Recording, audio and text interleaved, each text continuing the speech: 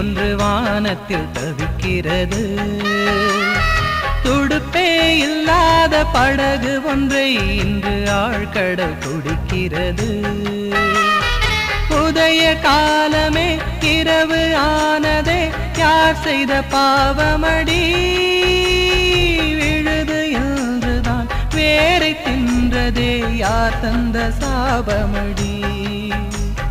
சிறகே இல்லாத பூங்குருவி ஒன்று வானத்தில் தவிக்கிறது. துடுப்பே இல்லாத படகு ஒன்றை இன்று ஆழ்கடல் குடிக்கிறது.